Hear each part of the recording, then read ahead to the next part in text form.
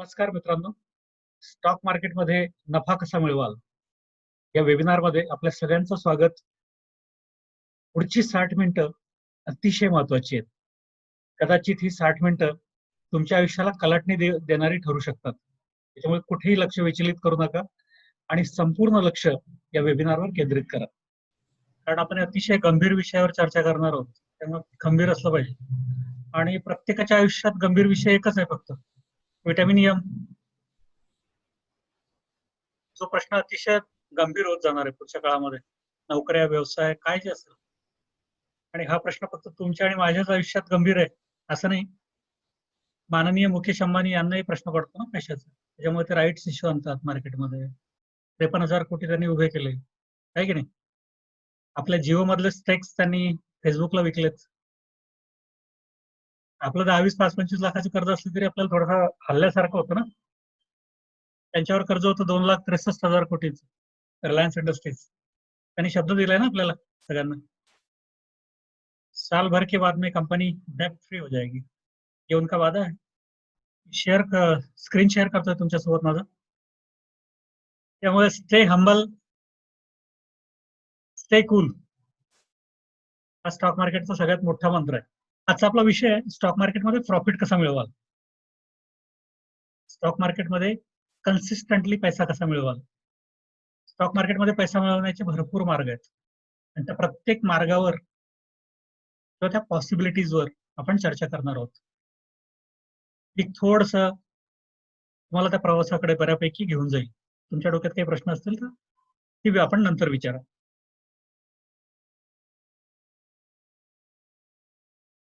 How to earn profits in stock market. याच्या पुढे एक शब्द लिहायला विसरलो मी, कन्सिस्टंटली. हे फार महत्वाचं आहे. 2 दिन पैसा आता है, 10 दिन जाता है. दिस इज क्वाइट इनकन्सिस्टंट. हे नवख्या लोकांसोबत वारंवार घडत असतं स्टॉक मार्केटमध्ये. माझा एक थोडक्यात परिचय तुम्हाला देईल. माझं नाव राजेश सांगळे. मी पुण्याला स्थायिक आहे. पुण्याला म्हणजे पिंपरी चिंचवडला. 2016 साली मी कंपनी सोडली. I was into IT. माझी जी पहिली सुरुवात आहे किंवा माझी जी कंपनी होती पहिली ती IBM होती. त्यातले 1-2 मित्र माझ्यासोबत आहेत आता.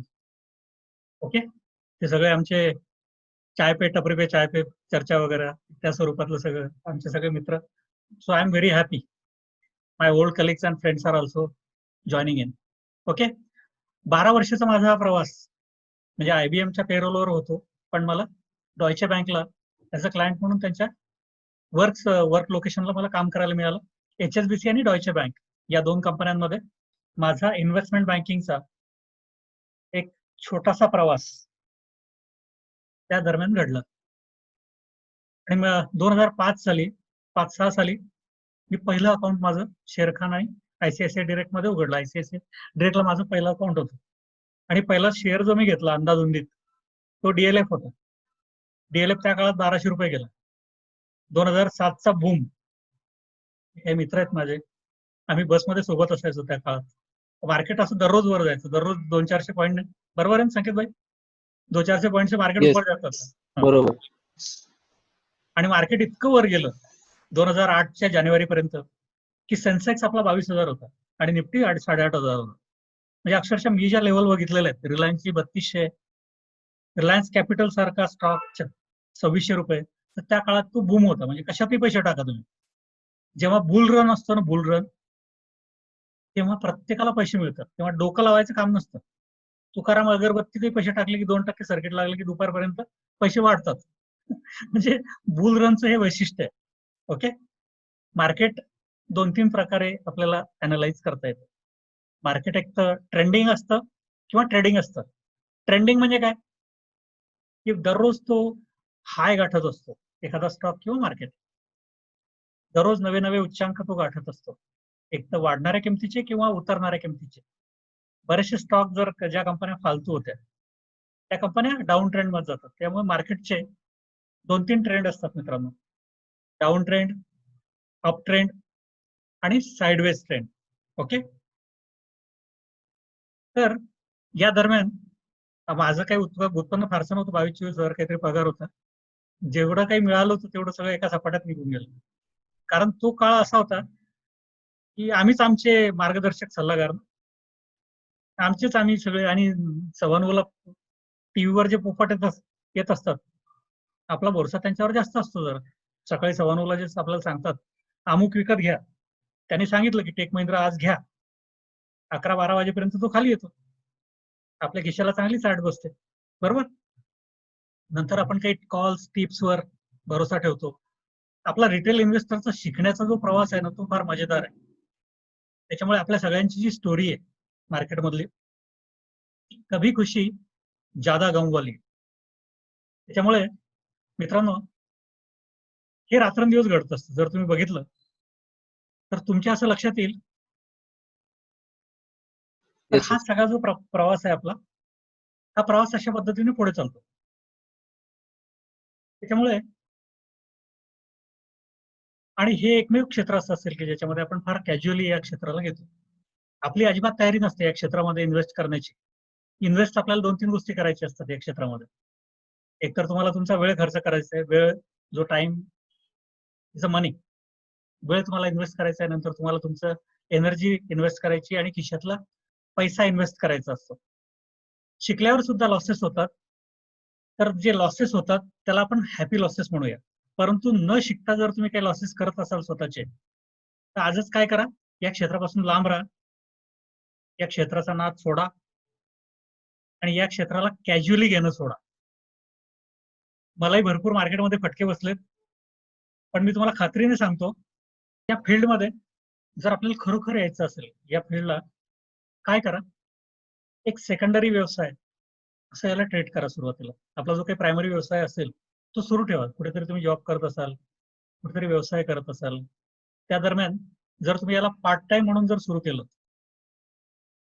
आणि तुम्ही जर 6 महिने द्यायची तयारी ठेवली, 6 महिने जर तुम्ही माझ्यासोबत किंवा आणखी कोणासोबत, मार्केटमध्ये भरपूर चांगली चांगली लोक आहेत, भरपूर तुम्ही जर पाहिलं असेल भरपूर वेबिनार सेमिनार वगैरे मार्केटमध्ये भरपूर लोक आहेत. फक्त आपल्याला चांगला ट्रेनर, चांगला कोच निवडता आला पाहिजे. त्यासाठी थोडंसं बॅकग्राऊंड व्हेरिफिकेशन किंवा बाकीच्या गोष्टी आहेत, कॉस्ट अनालिसिस त्यांचं सगळं तुम्ही केलं पाहिजे. तर मित्रांनो, तुम्ही जर एक 6 महिने ते 1 वर्ष जर देऊ शकलात मार्केटला, तर तुमच्या आयुष्यातली व्हिटॅमिन एम नावाची जी समस्या आहे रात्रंदिवस, ती बऱ्यापैकी दूर होईल. आय रिपीट, किमान तुम्हाला 4 ते 6 महिने प्रचंड कष्ट घेण्याची गरज आहे. मित्रांनो, डॉक्टर व्हायला 10 वर्ष लागतात, इंजिनियर व्हायला एक 4-5 वर्ष जातात, चांगला इंजिनियर व्हायला. चांगला ट्रेडर आणि इन्व्हेस्टर व्हायला तुम्हाला 6 महिने पण द्यायची तयारी नसेल, तर मार्केटमध्ये आपकी हार बिलकुल पक्की आहे. बरेचसे लोक शिकतात आणि सोमवारपासून ट्रेडिंग चालू. तसं न करता भरपूर प्रॅक्टिस, भरपूर सराव जर तुम्ही चांगला केलात, आणि त्याची काही उदाहरणं आहेत, भरपूर चांगली चांगली उदाहरणं आहेत. काही आपल्या चॅटरूम मध्ये माझे काही स्टुडंट आहेत. उमेश लामखेडे माझा भाचा आहे. नेहमी तसं एक 8-10 हजार रुपये तो काढतोय मार्केटमधनं, व्यवस्थित काढतोय. आणि दोघं तिघं भाऊ आहेत, एकाच घरामधले, घरातली लोक आहेत. ते लोकांनी इतके कष्ट केलेत मार्केटमध्ये 1 वर्ष, की आज त्यांचं क्रूड ऑइल, करन्सी, बाकीच्या स्टॉक्स मध्ये स्विंग ट्रेडिंग, इंट्राडे ट्रेडिंग भरपूर व्यवस्थित पद्धतीने चालू आहे. आणि ते सगळे जॉब करतायत. ओके, तर हे मला फक्त एक्झाम्पल म्हणून काही उदाहरणं सांगायची होती. ओके, आणि जर तुम्ही एक 2-3 वर्ष चांगली घालवलीत, तर निश्चितच तुम्ही नागपूरमधले किंवा आपल्या कॉलनीमधले, रवी कॉलनीमधले राकेश झुंझुनवाला व्हाल. फक्त गरज एकच आहे, पेशन्स. आणि मी हे सगळं तुम्हाला मार खाल्ल्यावर, फटके खाल्ल्यावर सगळं सांगतोय. कारण मला 15 वर्ष मार्केटमध्ये झालीत. तर तेव्हापासून मी भरपूर गोष्टी मार्केटमधून शिकलो आणि त्या गोष्टीच मला तुमच्यापर्यंत शेअर करायच्या. मित्रांनो, हे आपण थोडंसं फास्ट जाऊया. मला कोर गोष्टींवर बोलायला जास्त आवडेल तुमच्याशी. बहुतेक सगळी माणसं जगातली 95% लोकसंख्या, हे क्वाड्रंट सगळ्यांना माहिती आहेत. रॉबर्ट कियोसाकीचे 4 कोर क्वाड्रंट्स आहेत. Okay, rich dad poor dad सगळ्यांनी वाचावं. एम्प्लॉई या सेगमेंटमध्ये बरेचसे लोक काम करतात. हे लोक काय करतात, आपल्या सेवा, आपली सर्व्हिस इतरांसाठी देतात आणि त्यापोटी त्यांना 1 तारखेला पगार मिळतो. ओके, प्रचंड काम करणारा, काबाड कष्ट करणारा हा वर्ग आहे. मी सुद्धा या वर्गात 12-13 वर्ष चांगलाच होतो. ओके, सकाळी भेंडीची भाजी, 4 चपात्या, हिरो होंडाला किक मारायची. आजकाल रेनकोट, आजकाल ती बंद झालं जाणं ऑफिसमध्ये, नाही. नंतर नंतर काय करतात बरेचसे लोक सेल्फ एम्प्लॉईड होतात. काय होतात, आता मी सेल्फ एम्प्लॉईड आहे. मी काय केलं, मॅक्स कॅपिटल माझी कंपनी सुरू केली 2016 साली. ओके. आमच्यासारखे जे लोक आहेत, ज्यांचा स्टाफ 1, 2, 4च्या आतमध्ये असतो, 5, 10च्या आतमध्ये असतो, ते सगळे सेल्फ एम्प्लॉईड लोक आहेत. किंवा डॉक्टर इंजिनियर्स असतील तर ते लोक सुद्धा या कॅटेगरीमध्ये मोडतात. आणि ही कॅटेगरी जी आहे ना, ही जगाच्या लोकसंख्येच्या 95% आहे. आणि यांच्या खिशात जगात जेवढा पैसा जगामध्ये आहे, त्याच्या फक्त 5% पैसा या कॅटेगरीमध्ये आहे. 95% लोकसंख्या आणि फक्त 5% पैसा आहे. यांची लोकसंख्या जगात फक्त 5% आहे. यांची नावं आहेत Ratan Tata, Mark Zuckerberg, okay, Bill Gates, blah blah blah. आणि यांच्याकडे जगाचा जेवढा पैसा आहे त्याच्या 95% पैसा या कॅटेगरीत आहे. मला या कॅटेगरीतनं तुम्हाला या कॅटेगरीमध्ये या कॅटेगरीचा मार्ग तुमच्यापर्यंत न्यायचा आहे. हा 4th क्वाड्रंट जो आहे ना इन्व्हेस्टर. आजकाल मित्रांनो, जर तुम्हाला चांगलं अनालिसिस येत असेल, तुमचं डोकं थंड असेल, तुमच्यामध्ये पेशन्स असेल, पेशन्स फार महत्वाचं आहे स्टॉक मार्केटमध्ये. बघा, शगुन चौकात मिळतो, 1500 रुपये किलो होता काल भाव. ओके. तर हा जर तुम्हाला मिळवता आला, पेशन्स आणि थोडासा अभ्यास करण्याची तयारी असेल, तर तुम्ही एक चांगला इन्व्हेस्टर आणि ट्रेडर स्टॉक मार्केटमध्ये होऊ शकता. बघा, उदाहरणार्थ एखादा छोटा मुलगा आहे, किंवा आता समजा मी होतो, माझ्या डोक्यात काहीतरी खुळं असतात ना आपल्या तरुणपणात किंवा आपल्या आपल्या बालपणामध्ये, की मला ऑटो इंडस्ट्री उभी करायची. अगर लोग ही दुनिया बनाते हैं, इतिहास रचते हैं, बरोबर. समजा आपल्या डोक्यामध्ये काहीतरी असेल की बाबा मला ऑटो इंडस्ट्री उभी करायची, 4 व्हीलर. नंतर मोठं झाल्यावर कॉलेज बिलेजला गेल्यावर माझ्या लक्षात आलं की बाबा ही थोडासा कठीण कार्यक्रम आहे. 30-40 हजार कोटी लागतात मारुती सुझुकी उभी करायला, कदाचित त्याच्यापेक्षा जास्त लागतील. मी काय केलं, 1100, 1200, लेवलला 1100च्या प्राइसवरून याने ब्रेकआउट दिला होता 12-13 साली.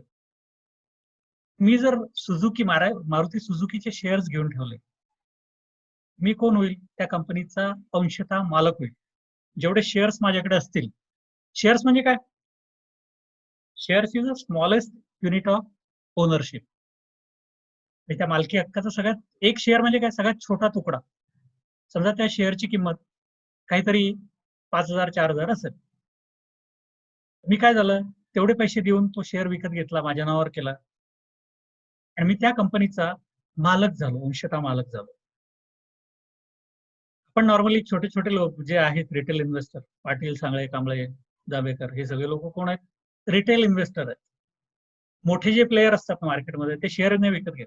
ते काय करतात, ते कंपन्याच विकत घेतात. त्यांची नावं आहेत Rakesh Jhunjhunwala, Titan industries, 7-8% share holding. म्हणजे आपण काय करतो, आपण शेअर घेतो ना, ते मोठे शेअर विकत घेतात, म्हणून ते बोर्ड ऑफ डिरेक्टर्सवर असतात. नंतर ते खऱ्या अर्थानं ते मालक आहेत. पण आपल्याला हरकत नाही, मला असं वाटतं आपली सुरुवात आपण एका शेअर पासून आपल्याला करायला हरकत नाही. तर मित्रांनो, आपण इन्व्हेस्टर नक्कीच होऊ शकतो.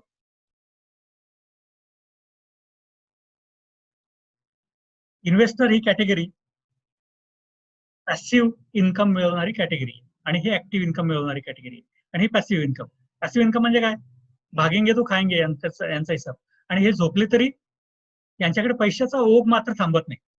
पैसे यायला यांच्याकडे पैसे येणं सुरूच असतं. त्याच्यामुळे कोविड-19 नंतर भरपूर समीकरणं आता बदललेली आहेत. आपल्याला पॅसिव्ह इन्कमचे मार्ग शोधावे लागणार आहेत. आणि मला सगळ्यांना सांगायला आनंद वाटेल की जर तुम्ही हे एक 5-7 वर्ष जर तुमचं सुरू ठेवलं, 8-10 वर्ष, तर तुमचं म्हातारपण म्हणजे ते 58-58 नाही, ते जुने आपले काका बाबा त्यांच्या काळात होतं, 58ला रिटायर व्हा. नाऊ कन्सेप्ट इज, आता काय सिंपल कन्सेप्ट आहे ना, तर रिटायर यंग, रिटायर रिच, ही कन्सेप्ट आहे ना. त्याच्यामुळे आपलं 40-45 आपलं म्हातारपण जे आहे 40-45 नंतरचं, ते डिव्हिडंड, बोनस, बायबॅक, स्प्लिट या गोष्टींवर जावं. तर त्याला आपण म्हणूया एक चांगलं म्हातारपण, अतिशय चांगलं, ज्याला यंग रिटायर होता येईल तसं आपण काहीतरी करूया. आणि बिझनेस ही कॅटेगरी कोणती आहे, इथे जर तुम्हाला जास्त पैसे मिळाले तुम्ही या कॅटेगरीत शिफ्ट होऊ शकता. 50-100 लोक जर तुम्हाला समजा कामाला ठेवता आली, ओके. आता माझं मॅक्स कॅपिटल जर माझ्याकडे 100 लोक कामाला असतील, तर I would have been put into this category ना. त्या कॅटेगरी कडे तुम्हाला शिफ्ट होता येईल, तुम्हाला स्वतःला त्या चौथ्या क्वाड्रंटमध्ये स्वतःला टाकता येईल. मला असं वाटतं आज आपण हा प्रवास बऱ्यापैकी या प्रवासावर आपण चर्चा करू, या क्वाड्रंटला कसं यायचं. मित्रांनो, इन्व्हेस्टमेंटची भरपूर पर्याय आहेत. इन्व्हेस्टमेंट का केली पाहिजे याची फार सोपी कारण आहेत. कारण आपण जर आपले पैसे इन्व्हेस्ट केले नाही, आपल्या घरात ठेवले, तर आपला पैशाचा जो सगळ्यात मोठा शत्रू असतो, सगळ्यात मोठा जो शक्ती कपूर आहे, त्याचं नाव आहे इन्फ्लेशन रेट, महागाईचा दर. तो किती असतो साधारणतः 4.5-5% काय असेल ते. WPI इंडेक्स, CPI इंडेक्स वगैरे असे महागाईचे 2 हे आहेत. ओके. तर हा महागाई जो असतो, आपल्या पैशाची व्हॅल्यू हा खात असतो. आपल्या 100 रुपये जर आपण आपल्या घरातच ठेवले, तर 1 वर्षानंतर त्याचे 96 रुपये होतात. म्हणजे तेवढीच त्याची पर्चेसिंग पॉवर ही उरत असते. त्याच्यामुळे तुम्ही तुमचा पैसा गुंतवलाच पाहिजे, आणि गुंतवला पाहिजे म्हणजे त्याच्यावरती तुमचे रिटर्न्स हे इन्फ्लेशनला बीट करणारे असलेच पाहिजेत. या 2 गोष्टीची तत्व तुम्ही मित्रांनो थोडीशी सांभाळून घ्या किंवा समजावून घ्या. मित्रांनो, हा एक जुना पर्याय होता आपल्या आजोबांचा, आपले काका बिका आपले सगळे रिटायर्ड लोक फिक्स डिपॉझिट मध्ये पैसे टाकायचे. 6-6.5% वर आजकाल काही फारसे रिटर्न्स नाही आहेत. आणि जे रिटर्न्स आहेत ते महागाई जर त्याच्यामध्ये मायनस केली आणि परत TDS पण कापतात. Sometimes you get negative returns. तुम्हाला कधी कधी निगेटिव्ह रिटर्न्स मिळतात. हा प्रकार थोडासा बघा जर काय आपले FD असतील, आणि यातले पैसे काढून जर आपण ब्लू चिप मध्ये काही जर आपण गुंतवले, तर अत्यंत सुरक्षित प्रकार आहे. आता HDFC बँकेमध्ये FD करण्यापेक्षा 8% जर HDFC बँक घेतली असती मित्रांनो, त्या काळात आपण स्टॉक मार्केटमध्ये नव्हतो ना, 98 साली 40 रुपये भाव होता HDFC बँकेचा. त्याच्यानंतर कित्येक बोनस त्या बँकेने दिले, म्हणजे नंतर तो बहुतेक स्प्लिटही झाला. मल्टिपल त्या स्टॉकची संख्या वाढली. नंतर PPF एक जो असतो परत आपल्या गुंतवणुकीचा इन्शुरन्स स्कीम, आणखी एक पाचवा प्रकार. प्रत्येकाच्या घरात LIC आपलं पोतभर पैसे नेतं आपल्या कॉलनीतनं, बरोबर. प्रीमियम आणि market link, equity link, Sukanya, Samriddhi कन्या, काय काय काय काय. आता माझं काही LIC नाही आहे, त्यामुळे मला काही फारसं माहित नाही. ओके. आणि हे सगळा पैसा आणतात आणि बाजारात ओततात स्टॉक मार्केटमध्ये. LIC हा सगळ्यात मोठा गुंतवणूकदार आहे. 6.5 लाख कोटी LICचे गुंतलेले आहेत मार्केटमध्ये. त्याच्यापेक्षा आपला एक छानपैकी रिस्क कव्हर करण्यासाठी टर्म इन्शुरन्स घ्या ना एखादा, आहे की नाही. रिअल इस्टेटची अवस्था 2013-14 नंतर अतिशय वाईट आहे. रिअल इस्टेटमध्ये निगेटिव्ह रिटर्न्स आहेत. रिअल इस्टेटचा मोठा फुगा फुटलेला आहे. ओके. रिअल इस्टेटमध्ये आता मी सुद्धा I was one of them. आमचे बरेचसे, मी IT मध्ये होतो 2016 पर्यंत. आम्ही 20 लाख, 30 लाख, 40 लाख, 50 लाख, 60 लाखाची घरं घेतली. कोणाला मोठं केलं आम्ही?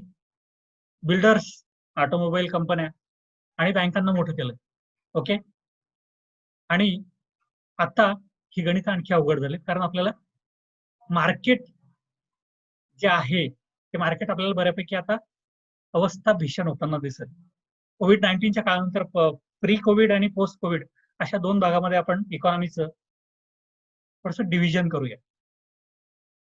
पोस्ट कोविड नंतर कित्येक सेक्टर्सला फटका बसलाय, कित्येक सेक्टरला अजून फटका बसायचा बाकी आहे, आणि कित्येक सेक्टरला धुळोत फायदा झालाय. तुम्हाला जर मी विचारलं, तर तुम्ही अगदी इझिली सांगू शकाल की बाबा दुकानं कुठली उघडी होती, कुठली दुकानं उघडी होती. 2-3च प्रकारची दुकानं उघडी होती ना, म्हणजे त्या सेक्टरला फायदा झाला. तुम्हाला विना ट्रॅव्हल्स किंवा केसरी ट्रॅव्हलचं ऑफिस उघड दिसलं का? उघडून काही फायदा आहे का? समजा तुमच्या खिशात भरपूर पैसे आहेत, स्वित्झर्लंडला जाता येईल का तुम्हाला फॅमिलीला घेऊन? सिंगापूरला जाता येईल का? नाही ना. PVR सिनेमाचा जर आता तुम्ही स्टॉक घेतला, तर त्याचं काय लोणचं घालणार आहे तुम्ही? सिनेमा थिएटरच उघडे नाही इनफॅक्ट. आपण जे रिटेल इन्व्हेस्टर आहेत, ते आपण सेक्टरचा, मार्केट सेंटिमेंटचा आणि स्टॉकचा अजिबात कुठलाच अभ्यास न करता अंधाधुंदीनं आपण आपली गुंतवणूक करतो. काहीतरी घेतो आपण विनाकारण, टिप्सवर घेतो. तुम्हाला जर आणखी चांगल्या टिप्स पाहिजे असतील तर इंदोरचे माझे भरपूर मित्र आहेत, तुमचे नंबर देऊ का त्यांना? तयारी आहे का? 4-5 फोन येतील दिवसभरात, आणि ते कुठल्या कंपन्या रेकमेंड करतात माहितीये का? तुकाराम अगरबत्ती मोठी कंपनी रेकमेंड करतात, ज्याचं मार्केट कॅप किती असतं? एक 2-5 कोटीचं मार्केट कॅप असतं आणि त्या स्टॉकला लोअर सर्किट लागत लागत 70 रुपयाचा स्टॉक 70 पैसे व्हायला 6 महिने जातात, कारण 2% सर्किट असं काय जे असेल ते 1-1.5 वर्ष लागतं. तुम्हाला विकायची संधी पण मिळत नाही. आणि तो गेम कुठला आहे? रिंग ट्रेडिंग आहे ना ते. प्रमोटर विकतात वरती, त्याला मल्टीबॅगर सांगून. So I will come back to this sector again. तर गोल्डमध्ये सुद्धा मित्रांनो 2013 साली गोल्डचा भाव 33,500 उच्चांक होता आणि गोल्ड नंतर 18 सालापर्यंत तो रेजिस्टन्स क्रॉस करून नंतर 18-19 आणि आता परत 20 48,000च्या उच्चांकावर गोल्ड. या 1-1.5 वर्षात आमच्या भरपूर मित्रांनी गोल्डमध्ये सुंदर पैसे कमावले, कारण ब्रेकआउट झाला, चार्टवर कळतो. मोठे प्लेयर काही तुम्हाला फोन करून सांगत नाही. हे कुठे कळतं? सगळं प्रिंटिंग कुठे होतं? सो गोल्डचा जो आहे, गोल्डचा 48,000 का गाठला टप्पा गोल्डने? फार सोपं आहे ना.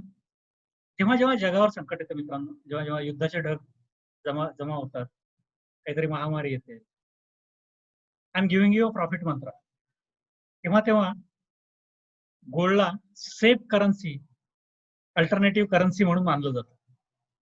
रुपये 100च आहेत, ते 100 रुपये काय होतात? मार्केटमध्ये फिरतात जगभरातले. ऍसेट क्लासेस ते स्विच करतात, वेगवेगळे ऍसेट क्लासेस, कमोडिटी, इक्विटी, बरोबर. तर या सगळ्या ऍसेट क्लासेस मध्ये ते 100 रुपये फिरत असतात. गोल्डमध्ये जी काही मोठी वाढ आपल्याला पाहायला मिळाली ती चार्टवर अगदी प्रिंटेड आहे. फार सुंदर आहे. कमोडिटी सुद्धा रात्री 11:30-12 वाजेपर्यंत आहे. फक्त आपण शिकत नाही. मराठी लोक त्या बाबतीत कंजूसी करतो, पण त्या शिकायच्या बाबतीत, मास्तरला फी द्यायच्या बाबतीत आपण कंजूसी करतो. कोणाच तरी एक चांगला गुरुजीचं बोट तुम्ही पकडलंच पाहिजे मार्केटमध्ये, जर तुम्हाला शिकायचं असेल. आणि लक्झरी काय आहे इथे? स्टॉक मार्केट सुरू होतं, बरोबर. 3:30ला इक्विटी मार्केट संपतं. 5 वाजेपर्यंत करन्सी मार्केट चालतं सुंदर. रात्री 11:30 पर्यंत gold, silver, crude oil, zinc करा की ट्रेडिंग, तुम्हाला कोणी अडवलं? ओके. तर तुम्हाला हे जे सगळे आहेत इन्व्हेस्टमेंटचे अव्हेन्यूज, याचं एक कम्पॅरेटिव्ह तुम्हाला अनालिसिस स्वतःला करता येईल. आणि स्टॉक मार्केटने निफ्टीने 16-18% returns, CAGR compounding returns, okay. तर हे रिटर्न्स निफ्टीने सातत्याने दिलेले आहेत. आणि त्यातही काही चांगले स्टॉक जर तुम्ही गृहीत धरले तर त्याचे रिटर्न्स हे कंपाऊंडिंग इंटरेस्टने, सीएजीआरने 25, 30, 35% रिटर्न्स दिलेत. आणि जेव्हा आपण कंपाऊंडिंगचा फॉर्म्युला लावतो तेव्हा तो जगातला 8वा चमत्कार ठरत असतो. आम्ही स्टॉक मार्केटवाले काहीतरी म्हणतो ना, आपलं एक जगातले 7 अजिबे आहेत, जे तुम्हाला माहिती आहे, ताजमहल वगैरे सगळं. 8वा अजिबा कुठला आहे? कंपाऊंडिंगचा इंटरेस्ट. 9वा अजिबा कोणता आहे माहिती आहे? Options, option trading. आणि 10वा अजिबा बँक निफ्टी जगातला. एका दिवसात 20-20 पटीने पैसे होतात किंवा झिरो होतात. बऱ्याचशा लोकांचे 90% झिरोच होतात. आपले रिटेलवाल्यांचे, ही जी रिटेलवाल्यांची सेगमेंट आहे ती अंदाजून फायरिंग करतात, त्यांना काही शिकण्याची घेणदेण नसते. आणि कित्येक लोक डायरेक्ट ट्रेडर होतात, फेस व्हॅल्यू माहित नसते, बुक व्हॅल्यू माहित नसते, ते बँक निफ्टी करतात किंवा इंट्राडे ट्रेडिंग करतात. तर असं न करता हे एकमेव फील्ड असं असेल मला असं वाटतं की जे अत्यंत कॅज्युअली घेतलं जातं. त्याला कॅज्युअली घेऊ नका. याला शिकून, प्रॅक्टिस करून, स्वतः ऍक्शनेबल आयटम्स करून, स्वतः गुंतवणूक ट्रेडिंग करून, छोटी छोटी एक पिरामिडिंग करून तुम्ही व्यवस्थित आपलं रिस्क एक्सपोजर वाढवू शकता. मी पुढे सांगणारच आहे त्या सगळ्या गोष्टींबद्दल. मित्रांनो, मार्केट काय असतं हे जनरल, आता मार्केट बद्दल बोलूया. आता ह्या 2 महिला आहेत. एक महिला ही फळांची विक्री करते आणि दुसरी महिला एक ग्राहक म्हणून तिच्याकडे आली. शी इज अ सेलर आणि शी इज अ बायर. ओके. हे ह्या दोघी काय करतायत? ते अग्रीमेंट करतात काय? कुठलं तरी गुड्स किंवा प्रोडक्ट कुठल्या तरी भावाला at certain price, spot deal आहे ना, वेळेवर. या हातात कॅश द्यायची, दुसऱ्या हातात माल घ्यायचा. अशा पद्धतीनं ह्या महिला काय करतायत? एक ट्रेड करतायत, ट्रेड. ओके. बिझनेसचे 2 प्रकार म्हणू शकतो आपण, की गुड्स आणि सर्व्हिसेस. सर्व्हिसेस सुद्धा, आता आयटी सेक्टर हे काय? ही सर्व्हिस सेक्टर आहे. त्या बिझनेसला आपल्याला तसं आपल्याला ट्रीट करता येईल. तर हे काय करतात? किंवा फ्युचर डेटला पण वायदा करू शकतात की काय करते मी, आता काय करते तुझ्याकडनं, 1 किलो सफरचंद किंवा काहीतरी मी घेऊन जाते आणि तुला भविष्यात आज मी काय करते, तुला 10% रक्कम देते आणि भविष्यामध्ये राहिलेली 90% रक्कम मी तुला पे करेल. असं भविष्यातलं सुद्धा सौदा त्या करू शकतात. स्टॉक मार्केटमध्ये हा पर्याय सुद्धा उपलब्ध आहे, ज्याला आपण फ्युचर किंवा डेरिव्हेटिव्ह ट्रेडिंग असं म्हणतो. आणि सगळ्यात जास्त पैसा इन्व्हेस्टमेंट बँकर्स किंवा इन्स्टिट्यूशन्स किंवा HNIs हे सगळ्यात जास्त पैसा हा फ्युचर्स आणि ऑप्शन्स याच्या ट्रेडिंग मधून कमावतात. आणि आपले जे सगळे रिटेल इन्व्हेस्टर आहेत, ज्यांची रात्रंदिवसची स्टोरी असते, काय कुठली, कभी खुशी ज्यादा गम, रात्रंदिवस सुरू असतं. एक दिवस स्क्रीनशॉट दिसतो काहीतरी चांगला आणि माणूस गडी गायब होतो 8-15 दिवस, तेव्हा समजून जायचं की चांगला मोठा फटका या गड्याला बसलाय. ओके, कारण आपण ते लॉस टाकायची आपली काही पद्धत नाही ना आपल्याकडे. ओके, अगदी 10-12% उधारीमध्ये तुम्हाला इकडे माल मिळतो, एक लॉट मिळतो, त्याला आपण फ्युचर किंवा ऑप्शन ट्रेडिंग असं म्हणतो. इन्फोसिसचा शेअर एक विकत घ्यायला 700 रुपये लागतात, बरोबर, 728 काहीतरी लागतात. त्याचा लॉट जर आपल्याला घेता आला तर 1200 शेअरचा एक लॉट उपलब्ध आहे NSE वरती सध्या. ओके, एक 1200 शेअरचा लॉट घ्यायला आपल्याला साधारणतः 8-8.5 लाख रुपये लागले असते. पण आता तुम्हाला एक 10-12% भरून आता हे वरचे वर्ग आहेत, टप्प्याटप्प्याने कॅश सेगमेंट मधून सुरुवात करा आणि नंतर डेरिव्हेटिव्ह सेगमेंट मध्ये प्रवेश करा. मी साधारणतः एक 8 ते 10 मॉड्यूल्स सगळे शिकवतो, तासन तास शिकवतो, अगदी 16 तासापर्यंत शिकवतो. प्रत्येक मॉड्यूल एक 10 मॉड्यूल आपल्याकडे उपलब्ध आहेत. त्यातले सगळेच मॉड्यूल तुम्ही शिकले पाहिजेत असा मी तुम्हाला आग्रह करणार नाही, पण सगळे मॉड्यूलची माहिती घ्या कमीत कमी. स्टॉक मार्केट मुळापासून बुडापासून शिका. तर काय झालंय आता, हा एक सौदा चाललाय मार्केटमध्ये फळांचा, कुठलं तरी, आता सध्या आंब्यांचा सीझन आहे. स्टॉक मार्केट म्हणजे काही वेगळं नाही ना. स्टॉक मार्केट हा सुद्धा एक बाजारच आहे मित्रांनो. बाजारवरनं आणखी एक आठवलं मला, मी आता एक मूवी पाहिली आता युट्यूब वरती, कुठली आपली सैफ अली खानची मूवी आहे शगुन कोठारी, देख लो आज, युट्यूब पे शायद फ्री आहे. अग्नि फार्माचे स्टॉक कसे ते मॅनिप्युलेट करतात, फार भरपूर चांगल्या चांगल्या मूवी झाल्या आहेत स्टॉक मार्केटवर. तर काय करतात, कंपन्यांना पैसा लागतो मित्रांनो. मी असं गृहीत धरतो की माझे काही मित्र आहेत, आणखी काही माझे मित्र आहेत, गुंजाळ साहेब आहेत, ऋषभ आहेत, आणि आम्ही दोघा तिघांनी काय केलं, एक कंपनी स्टार्ट करायला सुरू केलं. एक आमचं प्लॅनिंग आहे, आम्ही दोघं तिघं थोडे यंग एंटरप्रेन्युअर्स आहोत. आमच्या डोक्यात ब्राईट आयडिया आहे की आपल्याला आईस्क्रीम कंपनी सुरू करायची आणि जांभूळ आईस्क्रीम, डायबेटिक आईस्क्रीम तुफान चालेल. चाकणला आम्ही प्लॉट बीट बुक केला. काय करावं लागेल कंपनी स्टार्ट करताना, खिशातला पैसा टाकावा लागेल. सगळ्या कंपन्या अशाच सुरू होतात. काय करतात कंपन्या, त्याला स्टार्टअप पण म्हणतो आपण.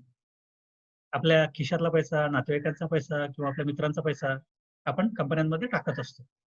ओके, कंपनी सुरू झाल्यावर एक्सपांड होते, ग्रो होते, कंपन्यांचे शोरूम्स वाढायला लागतात, मॅन्युफॅक्चरिंग कॅपॅसिटी वाढवायची गरज भासायला लागते, भरपूर डिमांड मार्केटमधून तुमच्या आईस्क्रीमला मिळायला सुरुवात होते. तेव्हा पहिला जे सुरुवातीला गुंतवतात त्याला आपण एंजल इन्व्हेस्टर म्हणतो, घरातले लोक.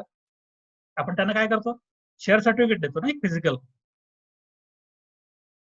काहीतरी. आपण त्या शेअरचं मूल्य निर्धारित करतो की 10 रुपयाला एक शेअर, बाबा तू 1 लाख रुपये गुंतवले ना, मग तुला 10,000 शेअर माझ्या कंपनीचे, तर तुला एक सर्टिफिकेट, मी आपलं शेअर सर्टिफिकेट देतो. तर 10 रुपयाला आपण फेस व्हॅल्यू म्हणतो. Okay, initial value, nominal value, बरोबर. आणि शेअर म्हणजे काय, एक सगळ्यात छोटं युनिट. ओके, सुरुवातीला येतात कंपनीमध्ये एंजल इन्व्हेस्टर्स, आणि नंतर ती कंपनी ग्रो व्हायला लागली की काही लोक, एक काय असतील ते आपल्या, त्यांना सुद्धा स्टेक्स दिले जातात. हे स्टेक्स कुठून देतात, ऑथोराइज कॅपिटल, ऑथोराइज शेअर्स मधनं देतात. प्रमोटर काही शेअर आपले काढून ठेवतात आणि ऑथोराइज शेअर्स हे काही भरपूर शिल्लक राहतात. ओके, तर यांना सुद्धा स्टेक दिले जातात, त्याला व्हेंचर कॅपिटलिस्ट म्हणतात.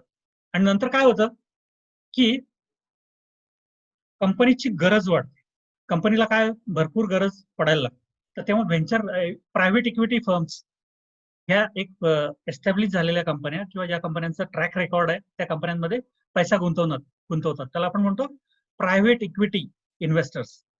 पण नंतर ही गरज सुद्धा कमी भासायला लागते, पैशाची गरज आणखी वाढायला लागते, तर तेव्हा कंपन्या पब्लिक व्हायचा विचार करतात.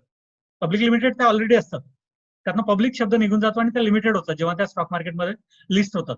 मित्रांनो, हा मार्ग पब्लिक जाण्याचा जो मार्ग आहे त्याला प्रायमरी मार्केट असं आपण मार्केटमध्ये म्हणतो. प्रत्येक कंपनीला प्रायमरी मार्केटच्या दरवाजातून त्या मांडवा खालून यावंच लागतं. त्याच्यानंतरच त्या कंपनीची लिस्टिंग बाजारामध्ये होते. लक्षात येते? म्हणजे हा जो बाजार आहे हा फंड उभा करण्यासाठीचा बाजार आहे. आणि ती कंपनी जर का एकदा लिस्ट झाली तर ती कंपनी लिस्ट झाल्यानंतर काय होईल, सेकंडरी मार्केटमध्ये येईल. सेकंडरी मार्केटमध्ये आली की त्या कंपनीमध्ये बाईंग, सेलिंग आणि ट्रेडिंग सुरू होईल. काय सुरू होईल? ट्रेडिंग सुरू होईल. लक्षात येते? आणि ट्रेडिंग सुरू झालं की तो जो पैसा आहे तो बाहेरकडनं सेलरच्या हातात जाईल. या दोघांमध्ये ती चक्र चालत राहील. पण जेव्हा आयपीओतला जो पूर्ण पैसा असतो तो त्या कंपनीकडे जातो. त्यातला एक रुपया हा कंपनीसाठी जातो. आणि असे भरपूर आयपीओ बाजारात येत राहतात. तर कॅपिटल मार्केट आहे स्टॉक मार्केट म्हणजे.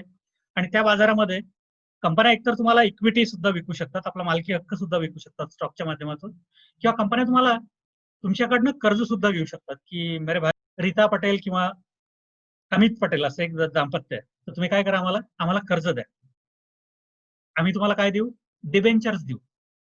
आमच्या कंपन्यांचे डिबेंचर्स. कंपन्या नॉर्मली जेव्हा डेप्ट इश्यू आणतात तेव्हा त्याला डिबेंचर्स म्हणतात. आणि गव्हर्नमेंट जेव्हा नॉर्मली आपला एक कर्जरोख्या बाजारात आणतात त्याला आपण बॉन्ड्स वगैरे असं म्हणतो. मुंबई पुणे हायवेचा हा बॉन्ड फ्लोट होऊनच झालेला आहे आपला. लक्षात घ्या. तर हे दोन बाजार आहेत. या बाजारावरती फंड रेझिंगची ही सगळी कामं केली जातात.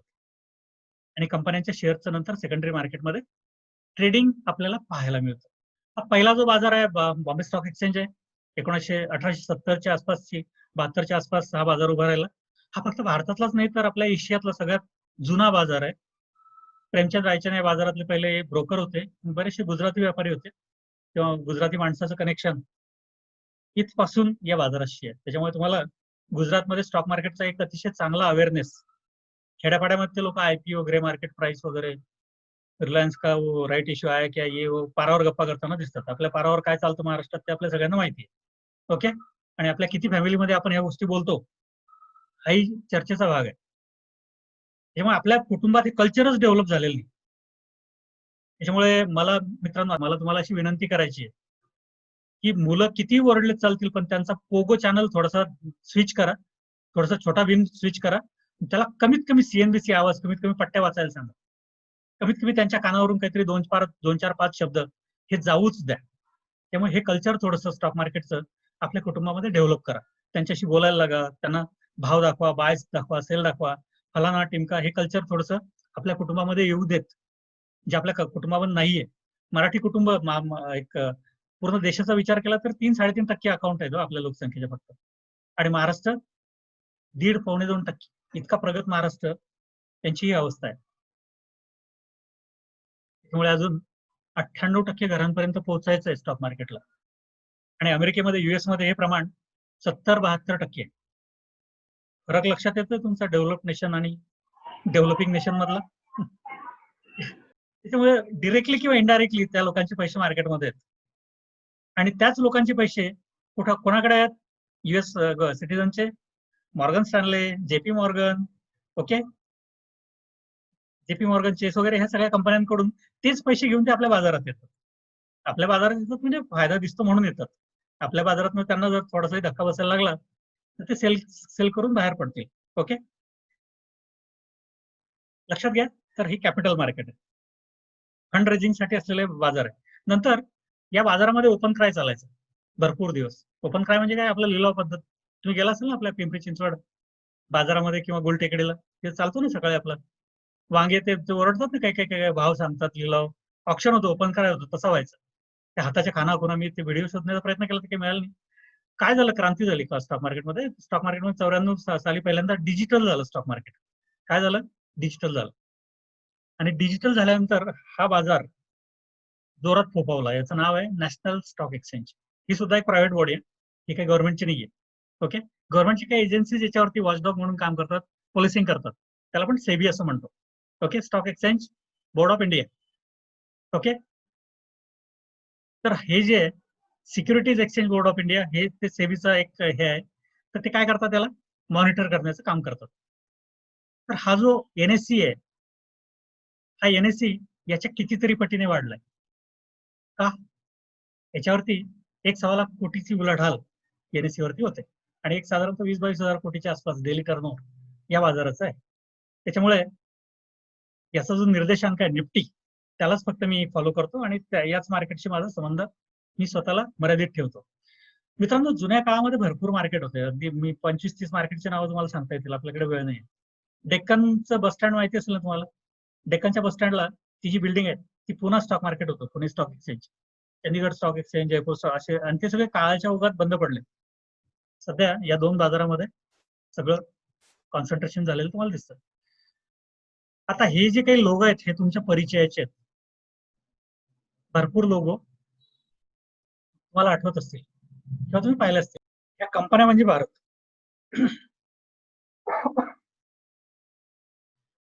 तुम्ही जर पाहिलं, या कंपन्या म्हणजे निफ्टी, या कंपन्यांचा मिळून निफ्टी तयार झालाय. निफ्टी हा एक निर्देशांक आहे, एक सूचकांक आहे, ज्याला इंडेक्स असे म्हणतो आपण.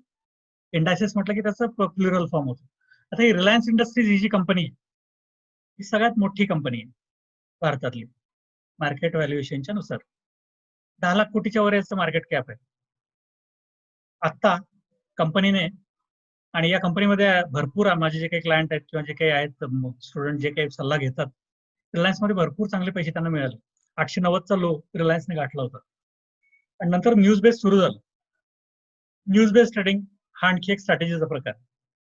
त्यांनी आपली इक्विटी, आपली मालकी बऱ्याचशा प्रायव्हेट इन्व्हेस्टरला विकली.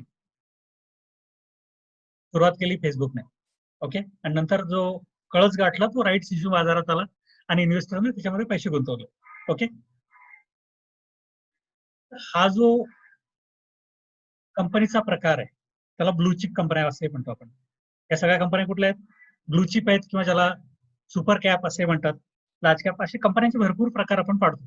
मग कंपनीची जेवढी साईज असेल त्या साईज नुसार अगदी 100 कोटीच्या आतल्या कंपन्या असतील तर त्याला आपण पेनी स्टॉक, धारावी ग्रुप असे भरपूर ट्रेडिंग वर्ल्ड मध्ये भरपूर शब्द आहेत. मित्रांनो,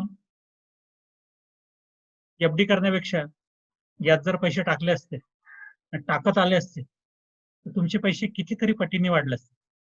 पुन्हा एकदा डिस्क्लेमर तुम्हाला सांगतोय, मी कुठलीही कंपनी तुम्हाला रेकमेंड करत नाहीये. मी फक्त माझ्या अभ्यासाचा एक भाग म्हणून तुम्ही सगळ्यांनी काय करायचंय, आपलं इन्व्हेस्टर ऍडवायझर जो कोणी असेल सल्ला घेऊन इन्व्हेस्ट करायचंय. मी तुम्हाला हा सल्ला देत नाही कारण मला काही सेबीचं प्रमाणपत्र मिळालेलं नाही. I am not a SEBI registered adviser, so I cannot recommend you any stock. हे फक्त एज्युकेशनल पर्पज साठी मी माझे व्ह्यूज त्याच्यावरती सांगणार आहे तुम्हाला. या कंपन्या वेगवेगळ्या सेक्टरमध्ये आहेत मित्रांनो. सेक्टर किंवा इंडस्ट्री असे त्याला ढोबळ मानणारे शब्द आहेत. त्या सेक्टर्स मध्ये ह्या सगळ्या कंपन्या विभागलेल्या आहेत.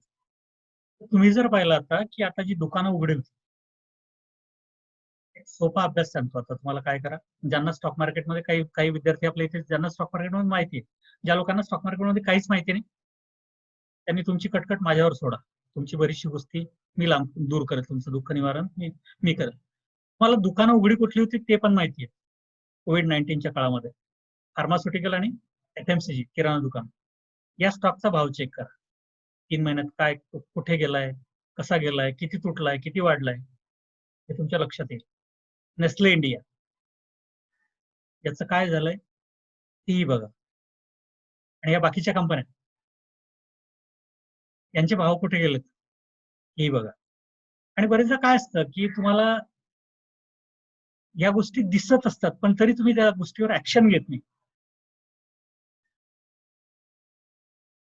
कित्येक कंपन्यांचे ड्रग्ज आता ग्लेनमार्क फार्माने सुरुवात केली. ग्लेनमार्क फार्माचा त्या दिवशी रेट 43% वाढून गेला.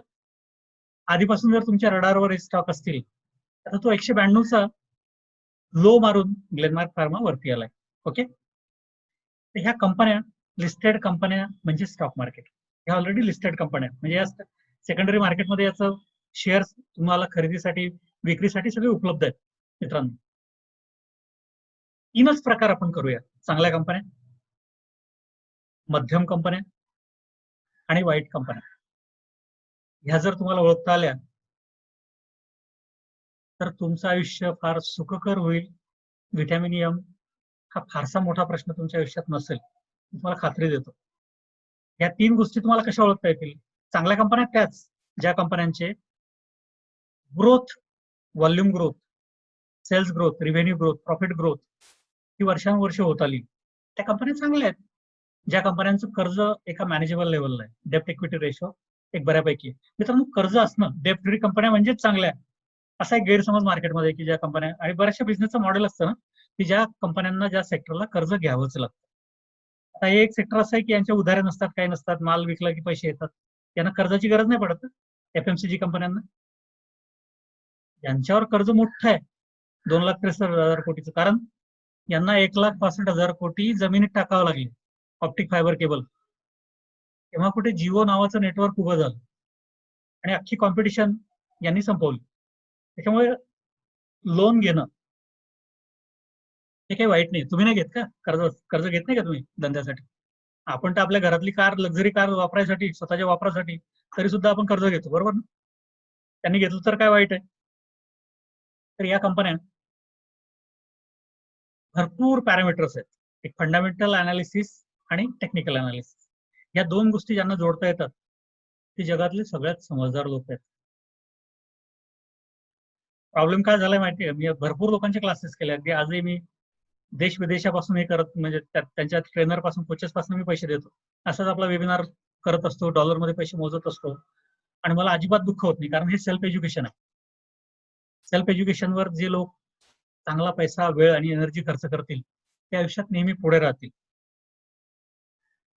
Although I am not rich, पण एक सेइंग तुम्हाला सांगितली पाहिजे की rich people invest on self education आणि poor people invest on Netflix, Hotstar, popcorn, blah blah blah. त्याच्यामुळे तुम्ही फोकस्ड व्हा सेल्फ एज्युकेशन वरती. तुम्ही भरपूर चांगले चांगले स्किल्स, ज्या लोकांनी आता व्हिडिओ एडिटिंग शिकले असतील त्यांची दुनिया वेगळी असेल. कोविड-19च्या काळात ज्यांनी, ती गरज आहे, इंडस्ट्रीची गरज आहे. जे लोक डिजिटल मार्केटर झाले असतील, तसं तुम्ही जर इकडे चांगलं अनालिसिस शिकाल, चांगल्या वाईट कंपन्या शोधायला शिकाल. मित्रांनो, चांगली वाईट कंपनी, तिचा जो आत्मा आहे तो आत्मा 3 गोष्टींमध्ये आहे. महत्वाच्या गोष्टी सांगतोय, थोडस लक्षपूर्वक आहे. पोपटाचा जीव ज्याला म्हणतो ना आपण कशामध्ये, तसं या सगळ्या कंपन्यांचा जो जीव असतो, किंवा या सगळ्या कंपन्यांची जन्मापासूनची जी कुंडली असते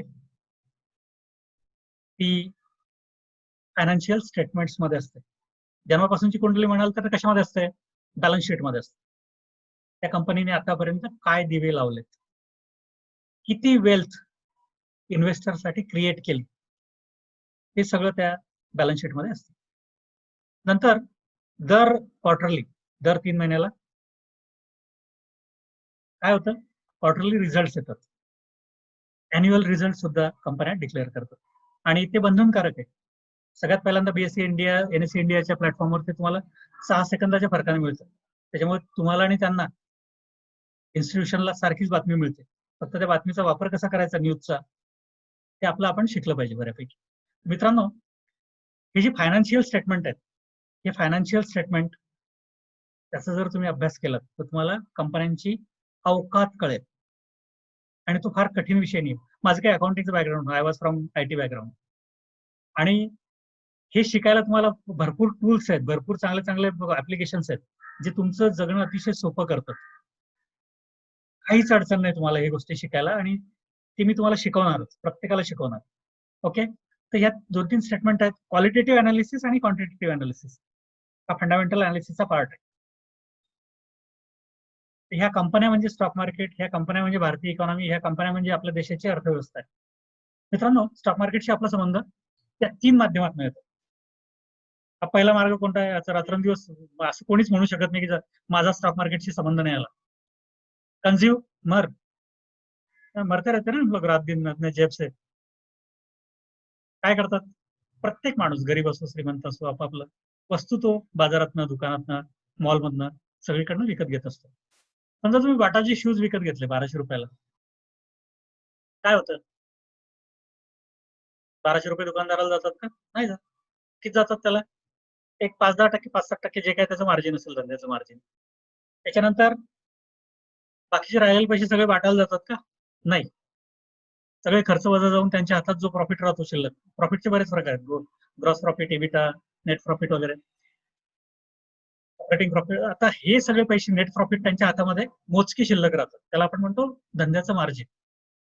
म्हणजे तुम्ही 1200 रुपयाचे शूज विकत घेतले पिंपरीला जाऊन, आपले समजा कोणीतरी विद्यार्थी आहेत प्रतीक पाटील, तर 1200 रुपयाचं सेल्स इन्व्हाइस झालं. आणि हे कुठे रिफ्लेक्ट होतं? बाटा इंडियाच्या प्रॉफिट अँड लॉस स्टेटमेंट वरती रिफ्लेक्ट होतं.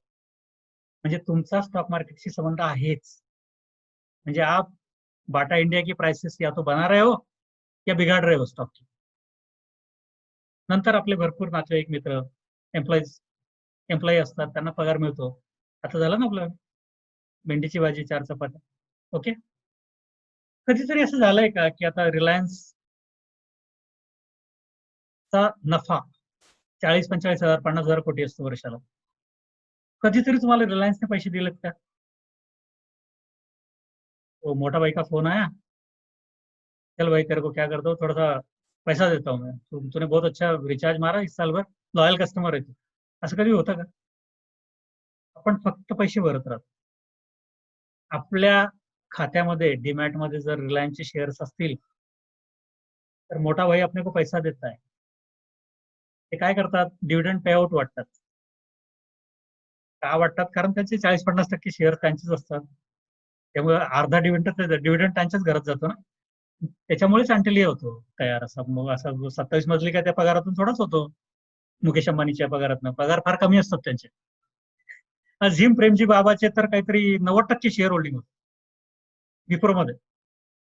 म्हणजे डिव्हिडंड न्यायला त्यांना ट्रक सांगावं लागत असेल ना. चला आज डिव्हिडंड न्यायचंय घरी, आपल्याला पैसे न्यायचेत घरी. बरं, डिव्हिडंड टॅक्स फ्री होता माहितीये का तुम्ही? मोदीच्या आधीच्या काळामध्ये इट वॉज टॅक्स फ्री. कंपन्यांची लायबिलिटी होती. ओके, त्याच्यावर टॅक्स भरणं. नंतर आता मोदी गव्हर्नमेंटने काय केलं? इंडिव्हिज्युअल युजरला, इन्व्हेस्टरला डिव्हिडंड वरती टॅक्स लावायला सुरुवात केली. टॅक्स बद्दल नंतर बोलेल, त्या विषयात मी फारसं घुसणार नाही. पण तुम्ही जर शेअर होल्डर झालात तर नफ्यातला काही हिस्सा तुमच्या घरात यायला सुरुवात होईल. आणि माझी सगळ्यांना हीच शुभेच्छा आहे, तुमचं म्हातारपण त्या dividend, bonus, buyback, split, rights इश्यूवर जावं. पैशाचं झाड तुम्ही आजपासून लावावं. मेरे साथ जुड़िए, मैं पक्का आपका एक बहुत अच्छा सफर आपके साथ तय करूंगा. मित्रांनो, प्रायमरी मार्केटमध्ये आयपीओ, प्रायमरी बाजारातनं हे भरपूर गोष्टी मार्केटमध्ये येत असतात, बरोबर आहे? आता ह्या गोष्टी प्रायमरी मार्केटमध्ये एक भरपूर आयपीओ, प्रायमरी मार्केटमध्ये पहिल्यांदा जेव्हा कंपनी येते त्याला इनिशियल पब्लिक ऑफर म्हणतात. मी भरपूर चांगल्या चांगल्या गोष्टी डिवाइस केल्या आहेत. माझा यात कोविड-19च्या काळात मला भरपूर अभ्यास करायला मिळाला. मी आजही भरपूर एक नम्र विद्यार्थी स्टॉक मार्केटचा आहे. भरपूर पुस्तकं वाचतो, भरपूर. मी स्वतःला एक पॅशन म्हणून याच्यामध्ये डेव्हलप केलंय. मी जे काही डेव्हलप केलंय ते 6 step analysis of IPO, 90% ratio आहे मित्रांनो याचा आयपीओचा. आणि बरेचदा काय होतं की मोठा आयपीओ जेव्हा बाजारात येतो ना, त्याला एक अनार और 100 बीमार वाला हिसाब रहता है. एचडीएफसी एएमसी गरज ₹1 आणि आले ते ₹180, तर तिथे लॉटरी सिस्टीम लागते. तर मी काही ट्रिक्स डेव्हलप केले आहेत आता, हे सगळ्या अनुभवात आलेले आहेत. ते काही आप्पा बळवंत चौकातलं पुस्तक वाचलं आणि युट्यूबचं चॅनल पाहिलं, तिथून त्या ट्रिक्स येत नाही. जेव्हा तुम्ही मार खाता पटके, आपल्याला अरे आयपीओ लागला नाही, काय काय हातखंडे, आपण जुगाड टेक्नॉलॉजी आले ना भारतीय, आपण कसे काही ना काही ते मार्ग शोधूनच काढतो. तर मी काही हॅक्स तयार केले की तुम्हाला मॅक्सिमम अलॉटमेंट होईलच अशी काहीतरी व्यवस्था. ओके. आणि 6 स्टेप अनालिसिसचा मित्रांनो 70-80% रेशो आहे. आणि या आयपीओ मध्ये फक्त मी एकदाच फसलो. त्या आयपीओचं नाव होतं आता 3-4 महिन्यापूर्वी आलेलं एसबीआय कार्ड्स. माझे एक स्टुडंट आहेत, त्यांना मी रेकमेंड केलं होतं. आता त्यांची सुरुवातच होती मार्केटमध्ये. पण काय झालं, तो आयपीओ चक्रीवादळात सापडला. मार्केटला सर्किट लागायची त्या काळात. आता 2-2.5 महिन्यापूर्वी मार्केटने लो गाठला ना, 7,900 8,000चा निफ्टीने लो गाठला. त्या काळात तो आयपीओ सापडला. जेव्हा मार्केट सेंटिमेंट खराब असतात तेव्हा त्याची तेच हाल होतात जे मार्केटचे हाल होतात. पण तो आयपीओ खराब आहे का? आयपीओ चांगला होता. ओके. त्याच्यामुळे प्रायमरी मार्केटमधून 5-6 चांगले आयपीओ सापडतातच. ₹15,000 लागतात मित्रांनो फक्त एक आयपीओ ला अप्लाय करायला. काय लागतं तुम्हाला? एक चांगला अनालिसिस माझ्यासोबत शिका. एक अर्धा तास तुम्हाला फक्त लागेल. ओके. आणि तुम्हाला आयपीओ मिळवून देण्याची जबाबदारी मी घेणार आहे. म्हणजे तुम्हाला आयपीओ मिळालाच पाहिजे ना, त्याच्याशिवाय नाहीतर तिकीटच नाही मिळालं सिनेमाचं. मूवी कैसे देखने को मिलेगी, तो उसकी व्यवस्था मैं कर दूंगा. ये वादा रहा. ओके. तर प्रायमरी मार्केटनं मधनं मधनं तुम्हाला वर्षभर चांगले चांगले पैसे मिळवण्याची एक संधी तुम्हाला उपलब्ध होते, ऑपॉर्च्युनिटी तुम्हाला मिळत राहतात. आणि सेकंडरी मार्केटमधनं तुम्हाला ट्रेडिंग आणि इन्व्हेस्टमेंट करून वर्षभर. स्टॉक मार्केटचा एक प्रॉब्लेम आहे, आपल्याला गुरुजींनी शिकवलं, संधी एकदाच दार ठोठावते. पण इथे प्रॉब्लेम काय माहितीये का, स्टॉक मार्केटमध्ये दर मिनिटाला संधी मिळत राहते, तुम्हाला ऑपॉर्च्युनिटी मिळत राहते. बरं, हे मार्केट इतकं भारी आहे ना, म्हणजे हा बिझनेस मला इतका आवडला ना. हा काही जॉब नाही आहे stock market, this is business. Part time चालू करा सगळे, नंतर फुल टाइम माझ्यासोबत आहे. मला गरज आहे अनालिस्टची, कारण मला एक फंड मॅनेज करायचं. ओके.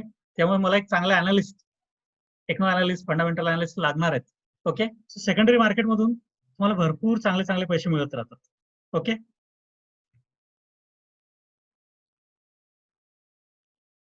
हे बघा, हे काही 2019 चे मी एक स्क्रीनशॉट साधा घेतलेला आहे. आयआरसीटीसीचा आयपीओ मित्रांनो 320 ऑफर प्राइस होता. लिस्टिंग 600-750 रुपयाचं. डबल 15-20 दिवसात. तुम्ही जाता बँक ऑफ महाराष्ट्रमध्ये 6.5% 5 वर्षासाठी डबल. किती? 6.5% 365 दिवसासाठी. पण ते सगळं बंद केलं पाहिजे. हे बघा, मेट्रोपॉलिस लॅब, पॉलिकॅब, भरपूर चांगले चांगले पैसे माझ्या विद्यार्थ्यांना, मला, आम्ही जे जे जे काही लॉट आम्हाला मिळाले त्या प्रमाणात मिळाले. काय काय बेनिफिट मिळतात आपल्याला स्टॉक्स मधून? हे सगळे बेनिफिट मिळतात. फुकट शेअर मिळतात, बोनस शेअर्स. आता माहित नसतं आपल्याला की बोनस शेअरला आपल्याला त्याचा प्राइसवर काय परिणाम होतो, डिव्हिडंडचा प्राइसवर काय परिणाम होतो, स्प्लिटचा काय प्राइसवर काय इम्पॅक्ट होतो, आपल्याला माहित नसतं.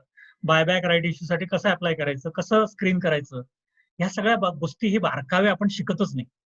कित्येक लोकांना घाई झाली, ते डायरेक्ट स्टॉक मार्केटमध्ये ट्रेडिंग चालू करतात, किंवा काही काही उचलून धरले पैसे टाकले, असं वाटतं बाबा इतका कष्टाने पैसे कमवतो आणि कशावर लावतो, तुकाराम अगरवर. काही पेनी स्टॉक पासून लोकांची गुंतवणूक आहे. आणि लोक स्टॉक पडताना जास्त घाई होते लोकांना, माहितीये का? रिटेल इन्व्हेस्टर की एक स्टोरी बताओ की आपको, एक शॉर्ट में बता दो 2 मिनट में. टाटा मोटर्स 450 वरून पडतो खाली, 107 रुपये होतो. ओके. 1-1.5 वर्षात. कारण त्याचं फंडामेंटल हल्लेलं असतं. हे कोणाच्या लक्षातच नाही. काय होतं, आपल्या सगळ्यांना लहानपणापासून एक सवय लागली, सस्ता खरीदणे का. 450 पे वो बेच डालते. कोण बेचता? इन्स्टिट्यूशन किंवा कदाचित प्रमोटरही विकत असला, आय डोंट नो, प्रमोटर सुद्धा विकू शकतात ना. ओके. 450 बेच डालते, चार्ट वर ते कळतं, सगळं दिसतं कोण बेच रहा है. आणि तो 300 ला आला, त्यांच्या तोंडाला पाणी सुटतं. ते काय करतात, अरे 450 का टाटा मोटर्स किती पे आहे, 300 पे आहे. तर ते विकत घेतात. मी रिटेल वाल्यांची स्टोरी आहे. कभी खुशी ज्यादा गम वाली. जो माणूस चांगला शिकलेला आहे, तो काय करतो, 290चा स्टॉप लॉस, चार्टवर दिसतोय मला सपोर्ट बिपोर्ट खालचा, तो तोडला तर मी एक्झिट होईल. हे समजदार माणसाचं लक्षण आहे. इन्व्हेस्टमेंटला सुद्धा तुम्ही स्टॉप लॉस लावला पाहिजे, कॅल्क्युलेट केला पाहिजे, सगळ्या गोष्टी केल्या पाहिजेत. समजदार माणूस काय करतो, 300चा 290ला बुक करून तो काय म्हणतो, 10 रुपये गेले रे बाबा, माझं चुकलं, असं मान्य करतो, असं हात जोडून. हे हात जोडायला कोणालाच आवडत नाही ना, सगळे इगोइस्ट आहे ना आपण. अॅरोगन्स आपल्या प्रत्येकामध्ये खचून भरलाय. त्यामुळे, आणि हा सगळ्यात मोठा शत्रू आहे मार्केटमध्ये. किती लोकांना आवडतो? 290 आल्यावर मार्केट तुम्हाला सांगतं, राजेश यू आर रॉन्ग बडी, बेच डाल. हम बेचते नहीं, क्योंकि हम लोग बहुत घमंडी लोग हैं. 290चं झाल्यावर तू येतो 270ला. 270ला आता मार्केट तुम्हाला असं नाही सांगत, तुझं चुकलं. मार्केट काय म्हणतं, तू डॉंकी आहे रे. क्या बोलता मार्केट, 270 पे आया तो 300 का stock, you are a donkey. Donkey कोणाला आवडतं ऐकायला? Nobody likes to listen, I am a donkey. Okay. किंवा त्याला कोणतरी ब्राईट आयडिया सांगतो. अभिषेकचा मित्र असतो ऋषभ, तो काय सांगतो, अरे भाई तू एक काम कर ना, ऍव्हरेजिंग कर डाल ना थोडा. तो परत 100 स्टॉक विकत घेतो, त्याचं ऍव्हरेज येतं 285. ओके. म्हणजे एक पाय गाळात असतो आणखी दुसरा गाळात. ओके. तो स्टॉक 230 आला की याचा नफा, याचा तोटा जो आहे तो एकदम वाईड झालेला असतो. आणि नंतर तो एकच गाणं सांगतो सगळ्यांना, I am long term investor. हे रिटेल वाल्यांची स्टोरी आहे. ओके. निशिकांत कामत यांचा इंटरव्ह्यू मागे पाहिला, ते म्हटलं होते की माझं 4 स्क्रिप्ट मध्ये सगळी जनता फसली रिटेलवाले. DHFL, Tata Motors, India bulls housing finance आणि येस बँक. येस बँकेवर इतका प्रश्न विचारतात लोक मला, जेव्हा जेव्हा मी ऑफलाईन वेबिनार सेमिनार सगळं करायचो. आतापर्यंत 2,000 विद्यार्थी आपले मॅक्स कॅपिटलच्या माध्यमातून शिकून बऱ्यापैकी कमावते झालेत. ओके, या 3-4 वर्षामध्ये लोकांना स्वस्त घ्यायची खूप हौस आहे. आता स्वस्त कुठला स्टॉक होतो मित्रांनो? जो गधा है, जिसकी बैलेंस शीट बिगड़ गई, जिसका P&L बिगड़ गया, जिसका बिजनेस बिगड़ गया, जिसका मैनेजमेंट बिगड़ गया, जिसका प्रोडक्ट लाइन बिगड़ गया, उस कंपनी का नाम होता है जैन इरिगेशन. जळगावचे काही मित्र असतील माझे, सॉरी. ओके, जळगाववाल्यांसाठी म्हणजे अभिमानाची गोष्ट आहे जैन इरिगेशन. ओके, तर ते चार्टवर सगळं प्रिंट होऊन येतं. फंडामेंटल ज्याच्या किमती पाहिल्या, क्वार्टरली रिझल्ट पाहिल्या तर सगळं दिसतं. पण आपको आदत पड़ी है ना, बचपन से माँ बाप ने सिखाया, गुरुजी ने सिखाया, टीचर ने, सस्ता खरीदने का बेटा. बट वो अच्छा है क्या? गधा आहे वो. ह्या चुका मी आधी भरपूर केल्या. आता अगदी ठरलेलं आहे, महंगा खरीदने का, महंगा बेचने का. महंगा क्यों खरीदने का? अरे घोड़े ही मिलते हैं ना महंगे, महंगे उनकी कीमत तो ज्यादा ही रहेगी. ये समझने वाली बात है. सस्ते गधे होते हैं, तेव्हा महंगा खरीदो, महंगा बेचो. रिटेल वाल्यांचे उलटे होते, ते काय करतात? सस्ता खरीदते आणि सस्ता बेच डालते. लॉंग टर्म इन्व्हेस्टर होतात लोक भरपूर. तुम्ही जर पाहिलं ना, रिटेल वाल्यांचे 90% लोकांचे जे पोर्टफोलिओ आहेत ना, लाल गुंजार झालेले आहेत अक्षरशः. आता जास्त झाले असतील, कारण आता मार्केट 12,000 वरून कितीपर्यंत आलं होतं? 8,000 पर्यंत आलं. मित्रांनो, तुमचे पैसे जर रिलायन्स इंडस्ट्रीज असतील, HDFC बँकेत तुमचा पोर्टफोलिओ असेल, TCS टाटा कन्सल्टन्सीचं असेल, तर ते रेड झालेला मला अजिबात दुःख होणार नाही. त्या केसमध्ये तुम्ही ऍव्हरेजिंग करा. म्हणजे विथ जर व्हॅल्युएशन कमी झालं असेल, मार्केट सेंटिमेंटने जर हिरे मोती स्वस्त मिळायला लागले असतील, तर त्या केसमध्ये तुम्ही तुमचं ऍव्हरेजिंग नक्की करा. पण ऍव्हरेजिंग हा अत्यंत फसवा गेम आहे, त्यापासून लांब राहा. मला खात्री आहे या प्रत्येक गोष्टी, ह्या काही कॉर्पोरेट ऍक्शन्स आहेत. कॉर्पोरेट ऍक्शन्स भरपूर आहेत, मर्जर्स, डिमर्जर्स, AGM वगैरे सगळे. मी तुम्हाला अगदी बेसिक पासून स्टॉक मार्केट शिकवणार आहे 3 दिवस, त्यामुळे काळजी करू नका तुम्ही. मी कम्प्लीट, आणि मला जे येतं, आणि भरपूर अशा गोष्टी आहेत त्या 15 वर्षाच्या अनुभवातून ती एक कॅप्सूल तयार झाली. म्हणजे मी फटके खाल्लेत, मला असं वाटतं की तुम्ही खाऊ नयेत. त्याच्यामुळे तुम्हाला ती पुस्तकं वाचण्याची, इतका लॉस सहन करण्याची सगळी गरज नाही. एक हा जर तुम्ही माझ्यासोबत जर 3 दिवस राहिलात, तर तुम्हाला एक राजमार्ग नक्कीच मला देता येईल. आणि फाउंडेशन मजबूत असलंच पाहिजे, त्याच्याशिवाय ट्रेडिंग इन्व्हेस्टमेंटला जाऊ नका. ये है बोनस हिस्ट्री स्टॉक मार्केट की, इन्फोसिस की. 9,500 गुंतवले असते आपल्या आई वडिलांनी, त्यांना माहित नव्हतं कोणाला स्टॉक मार्केटला. त्याच्यामुळे आपल्याला ही स्टोरी माहित नव्हती ना. 9,500 गुंतवले असते, आज एवढे झाले असते की बोनस. 100 शेअरचे 1 लाख समथिंग शेअर झाले आपल्या अकाउंटला असते. आता एकदा स्प्लिट दिलाय आणि 8 वेळेस बोनस, 9 वेळेस बोनस दिलाय. ओके, मी डिव्हिडंड पकडलेलं नाही त्याच्यामध्ये अजून. डिव्हिडंड ते जर आणखी CAGR ने कॅल्क्युलेट केले तर मे बी 9 कोटीपर्यंत रक्कम जाईल. तुम्ही म्हणाल की अशा स्टोरी आणखी होणार नाहीत का? 100% होणार आहेत. त्या कमी अधिक फरकाने रिपीट होते. हमको घोड़े ढूंढने हैं, चेतक घोड़े. वो कैसे ढूंढने हैं? मैं हूं ना, ढूंढ के दूंगा, आपको सिखाऊंगा कैसे ढूंढना है. I don't believe in giving you fish, I would love to give you fishing net. त्यामुळे तुम्ही फिश देणं म्हणजे काय झालं? तुम्हाला काहीतरी टिप देणं झालं, आमका घ्या. पण तुम्हाला फिशिंग नेट देणं म्हणजे काय झालं? तुम्ही स्वतः चांगले मासे पकडू शकाल. आयशर मोटर्स, हे बघा, चांगल्या कंपन्या म्हणजे कोणत्या? याचा सेल्स 4 पटीने वाढलाय आणि नेट प्रॉफिट 40 पटीने वाढलाय. बुलेट विकत घेतली असेल ना तुम्ही? बुलेट चालवत असाल ना काही लोक?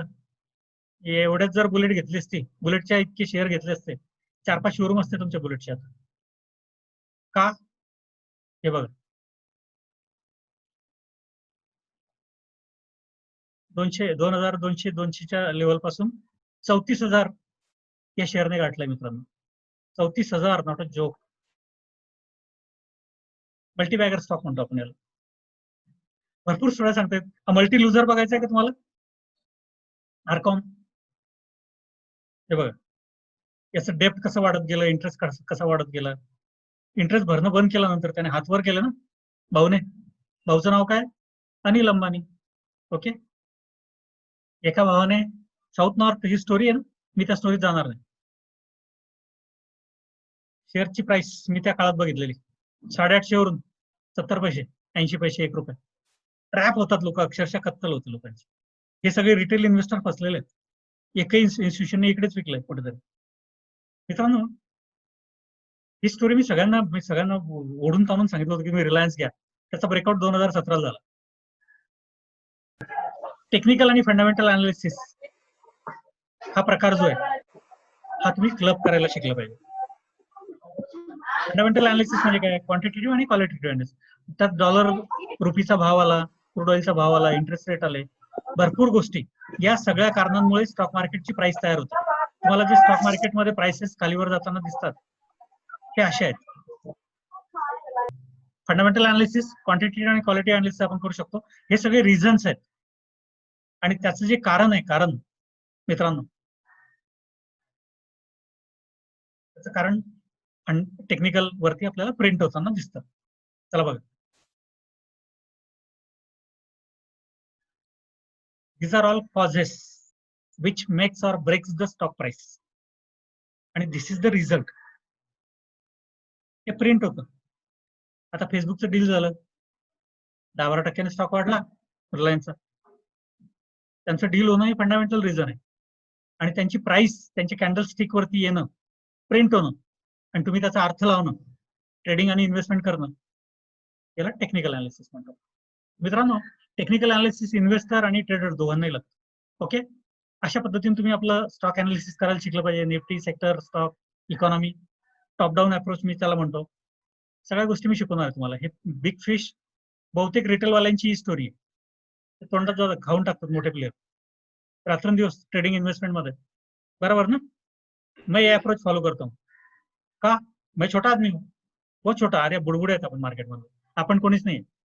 ते 10-20 हजार कोटीचे स्टॉक विकत घेतात कॅश सेगमेंटमध्ये. एफएनओची गोष्टच वेगळी आहे. इन्स्टिट्यूट आपला एकदम चिल्लर कार्यक्रम आहे. Okay, so you should always follow them. आणि हे प्रिंट होतं चार्टवर.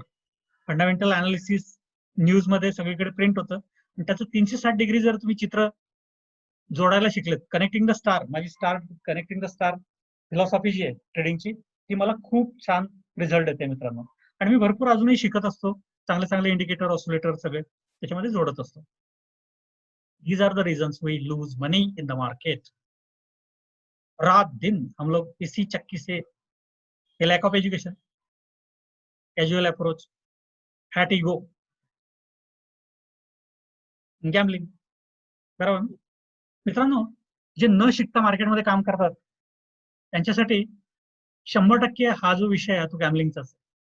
आणि जे शिकून काम करतात, व्यवस्थित शिस्तीत काम करतात, त्याच्यामुळे स्टॉक मार्केट हा अजिबात सट्टा नाही. आपल्या मराठी माणसाच्या डोक्यात तो एक फार मोठा घट्ट बसलेला जाम आहे. कुठला?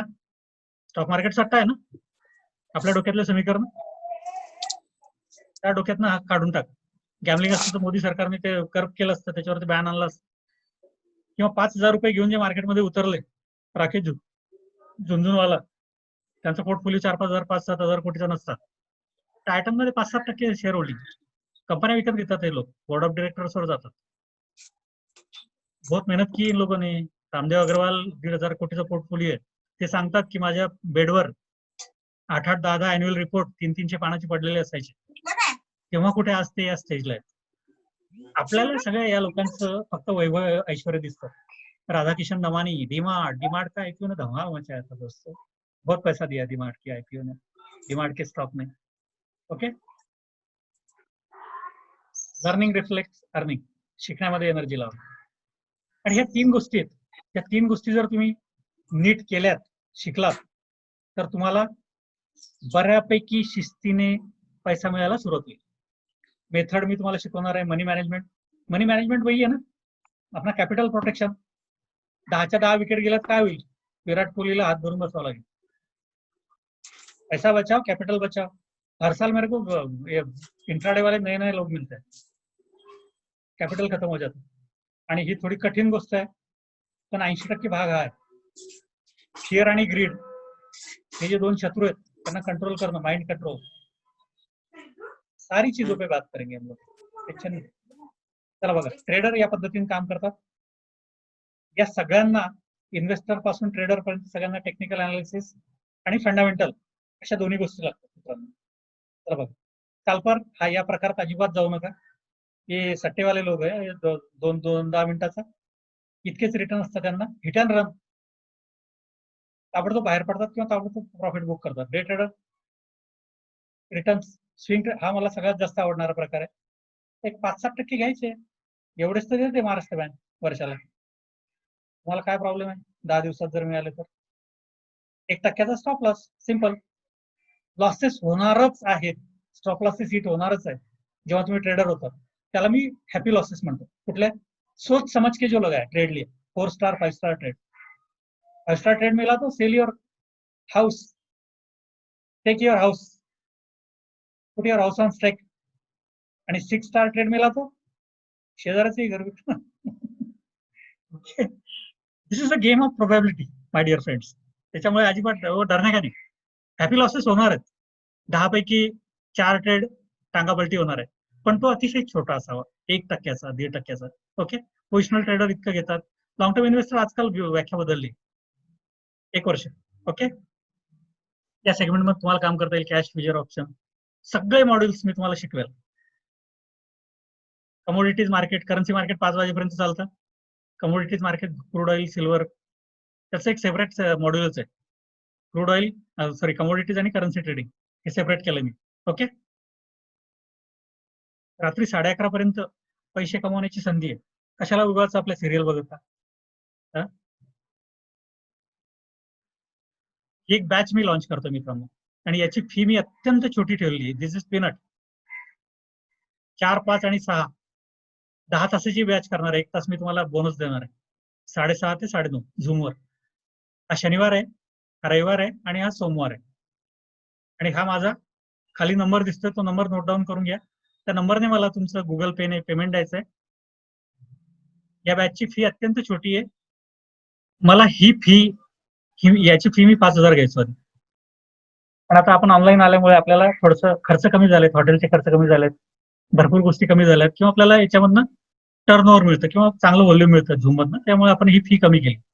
आणि माझी अशी अपेक्षा आहे की आपण आता कोविड-19 मध्ये एकमेकांसाठी आपण काही ना काहीतरी आपण कुठल्या तरी माध्यमात समोर आलं पाहिजे. हे सिलेबस आहे त्याचं मित्रांनो. मी तुम्हाला हा नंबर दाखवतो. हा नंबर माझा व्हॉट्सअप नंबर पण आहे.